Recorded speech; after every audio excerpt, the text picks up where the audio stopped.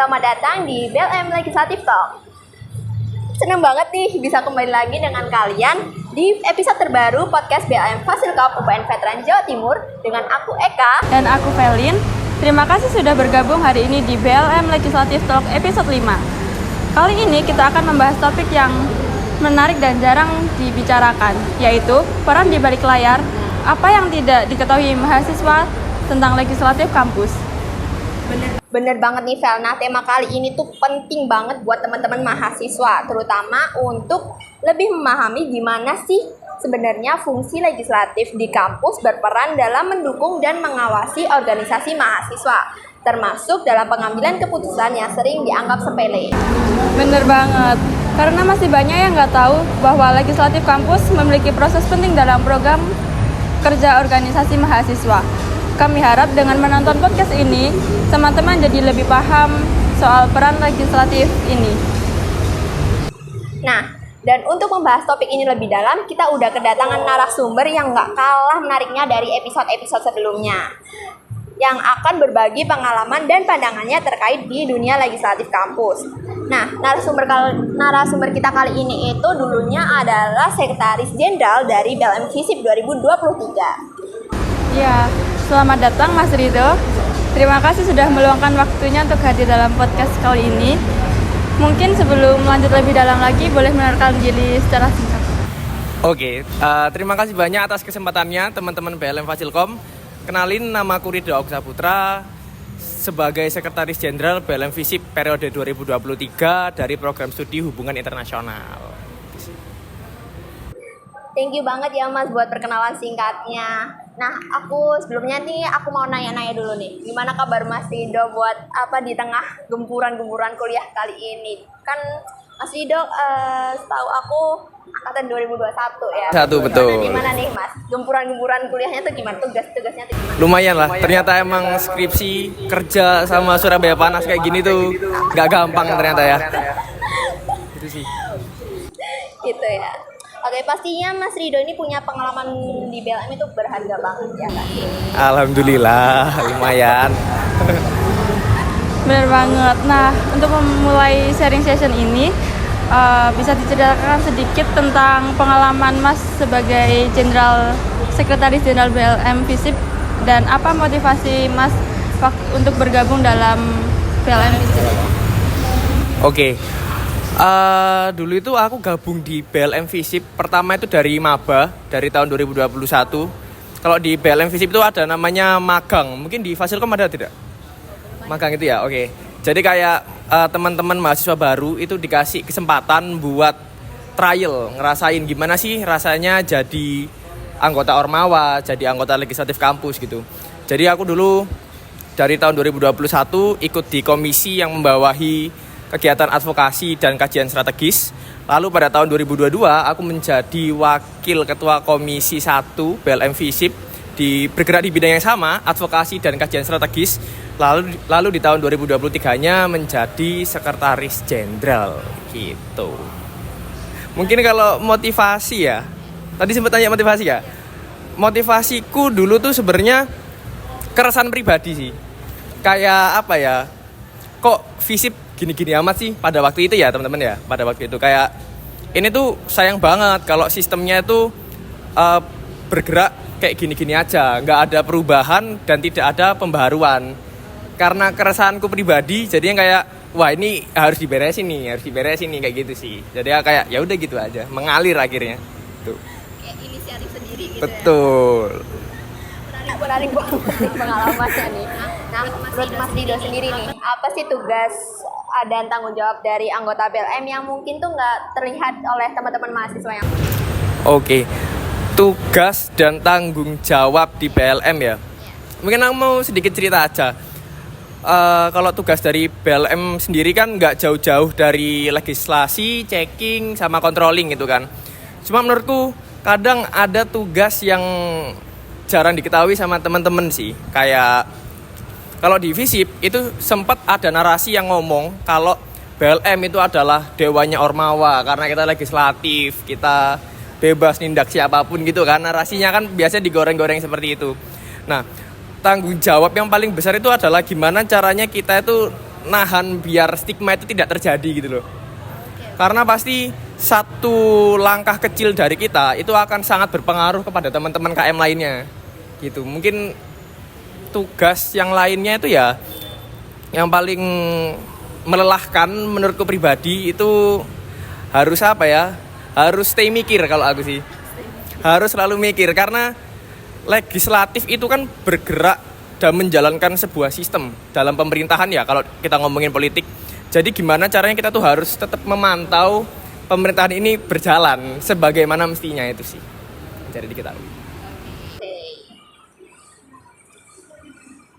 Oke. Kalau dari 3 periode ya di PLM, aku sempat menyempurnakan beberapa metode sebenarnya. Kalau pas aku maba dulu, aku cenderung kayak ya udahlah biarin ngapain sih, gitu kan. Maksudnya toh tiap orang punya pikiran yang beda-beda. Yang aku maba tuh ya mikirnya. Lalu pas aku ikut di periode yang kedua, aku mikirnya kayak kalau misalkan kita punya pendapat yang terus dan akan selalu berbeda, tapi punya satu tujuan yang sama, ya nggak akan jalan tujuannya, nggak akan tercapai tujuannya gitu kan. Nah singkat cerita, pada saat aku punya kesempatan untuk menjadi sekretaris jenderal, cara untuk menginisiasi perbedaan pendapat, ini kalau kita ngomongin internal ya, kalau biasanya itu aku akan take over dulu, aku himpun mana yang paling baik, dan biasanya aku tuh tanya ke teman-teman yang berpendapat, faktor apa aja sih yang mempengaruhi kalian berpendapat seperti ini, terus variabel apa yang saling bersinggungan, lalu alasan apa kok pendapat kalian kayak gini gitu sih. Jadi kalau misalkan aku bedah dulu nih dari 2 pendapat yang berbeda, aku simpulkan kira-kira jalan tengahnya itu seperti apa gitu. Gitu aja sih. Mungkin kalau kita ngomongin eksternal ya, perbedaan pendapat antara eksekutif dan legislatif, itu kan pasti sering terjadi nggak sih teman-teman ya? Ya gitu kan. Kayak eksekutif itu punya cara pandangnya sendiri, sedangkan BLM sebagian orang nganggap kalau legislatif itu terlalu kaku dan terpaku yang dengan namanya aturan, biasanya ADART gitu-gitu kan. Memang terkadang apa ya, itu kan 2 hal yang nggak bisa dipisahin gitu sebenarnya. Nah, biasanya kalau di tahun-tahun sebelumnya dari ketua-ketua saat aku maba dan semester 2, aku ngambil cara mereka dan aku terapin di tahun lalu untuk biasanya itu melakukan rapat dialektis dengan ketua-ketua yang ada di FISIP gitu. Entah itu BEM ataupun himpunan. Karena aku rasa program yang digagas dan yang dilaksanakan sama teman-teman BEM itu nanti larinya juga nggak jauh-jauh ke teman-teman jurusan. Jadi kayak kita adain rapim, rapat dialektik dengan teman-teman pimpinan-pimpinan Ormawa, yang mana nanti kita himpun kira-kira kesanggupannya teman-teman jurusan itu seperti apa dan apa yang mereka minta, kayak gitu-gitu sih. Nanti biar teman-teman BEM ini menyesuaikan dengan demand atau permintaan dan kebutuhan dari teman-teman KM-nya. Oh gitu. Oke. Paham. Nah, aku pengen tahu nih Mas, kan kalau di BLM FISIP sendiri nih, seberapa sering itu antar anggota BLM-nya itu buat meet up, buat ketemu gitu, buat bahas proker, bahas kebijakan baru atau bahas evaluasi gitu. Seberapa sering? Terus apakah ada jadwal rutin atau gimana? Atau dadakan aja? Malu aku ceritanya jadi. Ya apa ya? Kalau dadakan itu sering terjadi sih. Karena dadakannya itu biasanya kayak Rek, ngopi yuk. Pernah nggak teman-teman kayak gitu? Kayak di grup tuh tiba misalkan kayak ketua umum bilang kayak Rek, yang free ngopi yuk gitu kan. Pernah nggak? Belum ya? Oh, bagus berarti, bagus ketumnya, keren. Nah, mungkin kalau aku dulu dadaan itu seputar kayak ya udah trash talk aja, cangkruk aja. Karena tujuanku dan ketua umum di tahun lalu itu adalah kita memang profesionalitas dalam satu organisasi, tapi gimana caranya kita itu menjalin kedekatan personal. Jadi kayak ya kita memang ada di dalam satu organisasi dan satu struktural, tapi kalau misalkan ada yang mau disampaikan atau mau sekedar sharing cerita-cerita itu nggak apa-apa loh. Kayak apa ya, tujuanku tuh dulu menciptakan zona nyamannya teman-teman buat berkembang gitu loh teman-teman. Itu kan. Nah kalau untuk rapat evaluasi sendiri, kita biasanya rapat evaluasi itu dilakukan di saat ada agendanya eksekutif atau kita ngadain agenda sendiri. Jadi kalau misalkan nunggu triwulan itu kadang terlalu lama. Dan tipikalnya teman-teman BPH di tahun lalu, kalau misalkan ada yang salah, ya kita akan ingatkan di hari itu juga gitu loh. Biar tidak terlalu lama nih ngawet-ngawet kesalahannya itu kan. Gitu. Terus kalau untuk rapat evaluasi dengan teman-teman Ormawa itu ya ada periodenya tertentu kayak triwulan 1, triwulan 2 gitu sih. Memang jarang banget sih agendanya ya. Kayak aduh aku juga bingung kok gitu ya. Kalau untuk Ormawa di lintas fakultas ya dalam kampus itu kebetulan di 2 tahun lalu sampai tahun kemarin itu kan periodeku masih bersinggungan dengan Rema. Teman-teman tahu Rema enggak? Nah, ini menarik teman-teman. Karena memang udah lama banget ya nggak ada. Rema itu Republik Mahasiswa teman-teman, BEMU. Ya, jadi kayak sidang-sidangnya BEMU itu masih ada di 2 tahun ke belakang. Jadi kita bersinggungan dengan teman-teman lintas fakultas itu di agendanya BEMU. Sorry, di sidang umumnya MPM sebenarnya. MPM itu Majelis Permusyawaratan Mahasiswa. Yang ya nggak tahu ya, doakan saja bisa ada lagi gitu kan. Karena menurutku itu tuh fun banget sih. Gimana kita bisa interaksi dengan teman-teman fakultas lain, kita bisa banyak belajar di situ gitu kan. Terus kalau untuk studi banding, kalau di tahun 2022 sendiri kita studi banding dengan teman-teman BLM FEB UNESA. Kalau di 2023 dengan FISIP UNER, BLM FISIP UNER. Nah, tujuan kita pingin interaksi dengan pihak luar kampus itu karena sebisa mungkin kita mengadaptasi ilmu sebanyak-banyaknya gitu sih. Karena kan kalau fokus di tahun lalu di periodeku kita fokusnya itu terhadap perbaikan. Biasanya kalau ketum-ketum yang jabat di awal periode, mereka itu berfokus kepada perubahan-perubahan. Mereka itu punya prioritas untuk nge-create sesuatu yang bahkan terkadang dalam satu periode apa yang mereka buat itu belum tuntas.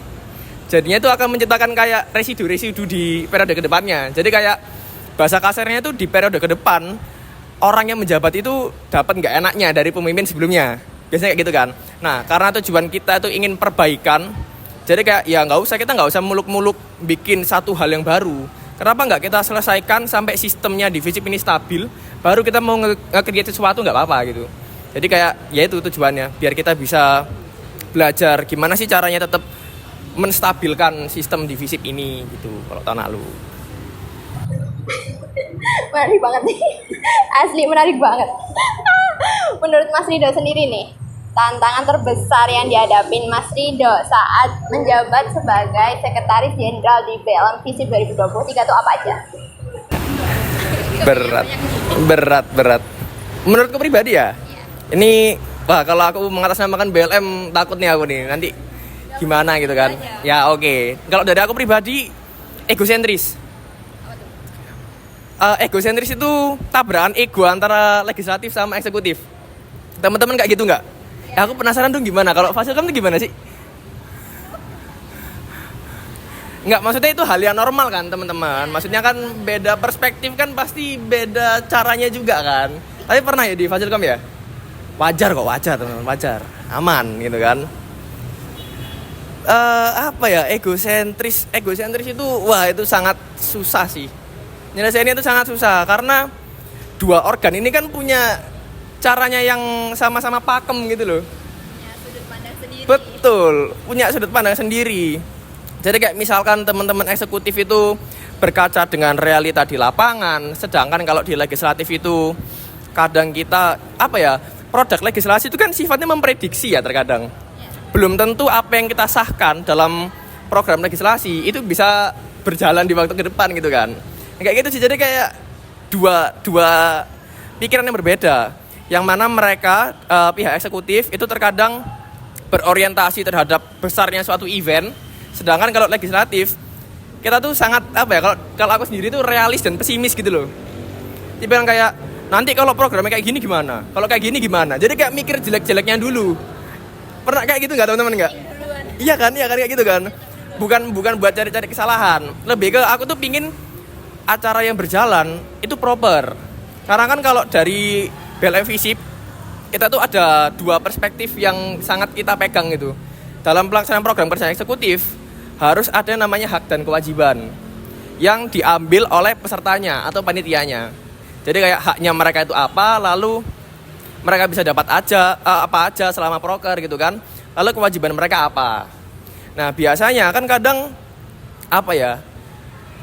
tidak sedikit kalau program kerja yang jalannya itu lama dari pagi ke sore itu nggak dapat konsumsi kan kadang. Pernah kayak gitu kan? Nah kayak gitu kan. Kan kayak hal yang kayak gitu tuh harus kita kontrol. Maksudnya ini KM loh.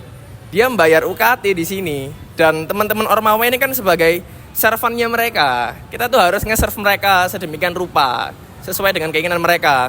Tapi kalau mereka diberikan bobot sebesar itu dan haknya sedikit, itu kan masalah buat kita kan sebagai legislatif kan. Sedangkan kalau dari pihak eksekutif kadang menyampaikannya kayak ya sumber daya kita nggak nutut.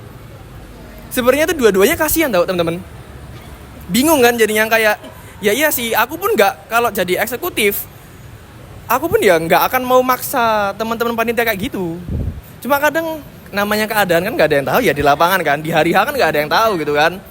Gitu sih, jadi kayak egonya tuh beda gitu. Jadi kayak cara tengahnya itu adalah kita tuh harus pintar-pintar kompromi sama berempati. Kalau aku bilang ke anggota tahun lalu, aku pasti ngomong kayak kalian itu posisikan diri kalian sebagai eksekutif. Itu capek loh. Ya kan, melaksanakan acara kayak gitu tuh capek. Jadi kalau misalkan mereka salah, ya udah salah. Jangan pernah nyari-nyari kesalahan. Karena dengan cara kayak gitu, kita bisa mengantisipasi ada yang namanya egosentris tadi. Ya kan, gitu aja sih kalau aku. Aduh. Berat. Ya semoga. Bener. Menurut Mas Ridon lagi nih, gimana cara ningkatin partisipasi mahasiswa di legislatif kampus? Ningkatin partisipasi ya. Kalau ngomongin legislatif, mungkin itu akan terlalu segmented ya. Kalau dari sudut pandangku, aku punya goals atau tujuan untuk gimana caranya teman-teman ini bisa tertarik dengan Ormawa ya. Karena kalau di zamanku itu kadang teman-teman itu agak ragu mau ikut ke Ormawa kan. Pasti pikirannya kayak Ormawa ini cuma IO ya kan, event organizer kayak gitu-gituan doang. Jadi kalau tujuanku adalah aku ingin menciptakan satu pandangan jika Ormawa ini satu lingkungan yang aman dan nyaman untuk teman-teman mahasiswa ini berkembang. Jangan diberikan bobot-bobot tambahan di luar dari ekspektasi mereka dari Ormawa gitu loh. Enggak sih? Oh gitu, relate ya? Bobotnya berat ya? Gitu sih. Jadi sebisa mungkin kita kita harus turun nemuin teman-teman mahasiswa.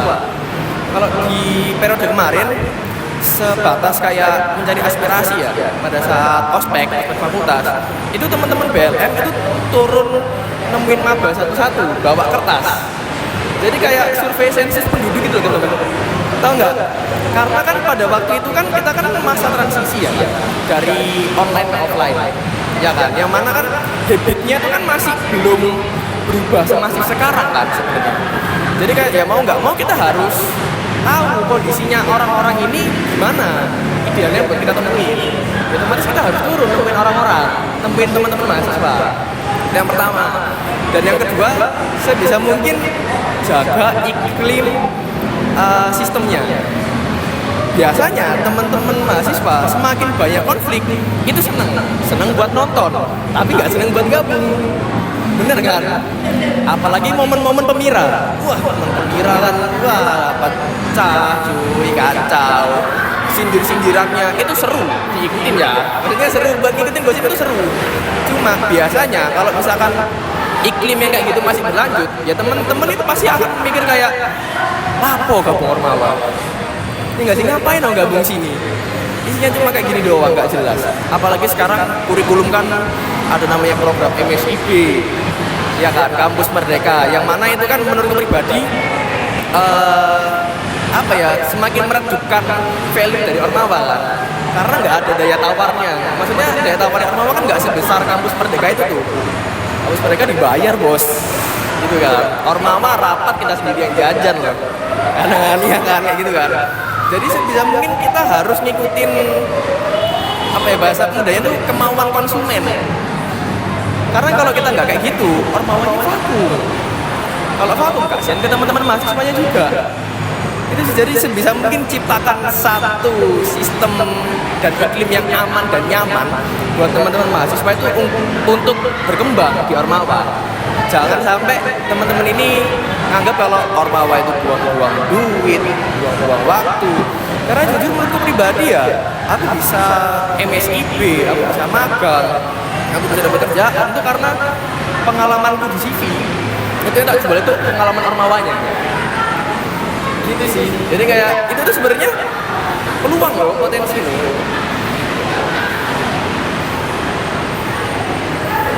Kenapa nih? Aku pressure banget. Nah, sekarang kita udah ada di akhir sesi, yaitu sesi tanya jawab nih. Wah, asik nih. Pertanyaan pertama nih. Di luar skrip nggak apa-apa kok teman-teman. Nanti aja yang luar skrip. Oke. Yang pertama nih, apa yang paling mengejutkan, kayak apa culture shocknya buat Mas Rido sendiri waktu pertama kali join di legislatif kampus? Mungkin ini culture shocknya tuh nggak terlihat sama teman-teman mahasiswa yang lain itu apa aja? Culture shock ya. Kalau dari aku, yang pertama itu ternyata mungkin karena aku FISIP juga ya. Aktivitas di legislatif sama di perkuliahanku itu nggak ada bedanya. Karena aku HI, tugasku kan penelitian, paper, analisis studi kasus sama hukum dan politik gitu kan. Ternyata legislatif kayak gitu juga. Yang mana itu kan boring ya. Maksudku kayak apa ya? Ya ampun, kuliah udah kayak gini, gak kuliah gini lagi gitu kan. Awalnya kayak gitu sih, itu culture shock banget. Dan ternyata itu hal yang menyenangkan juga loh sebenarnya. Kayak mengulik hal baru. Itu seru banget dan apa ya? Impact-nya kan bisa dirasakan lebih cepat kan daripada kita ngomongin negara. Karena kita kan mahasiswa juga gitu kan. Kalau kita berkontribusi untuk menciptakan sistem yang baik, ya otomatis kita ikut merasakan sistem yang kita ciptakan juga gitu loh. Jadi lebih enak aja sih kalau aku. Itu culture shock-nya sih yang paling aku ngerasain kemarin. Aku juga ada pertanyaan lagi. Asik. Bagaimana sih perubahan dari diri Mas sendiri setelah mengikuti BLM itu sendiri, dan apa pelajaran yang bisa diambil dari pengalaman itu?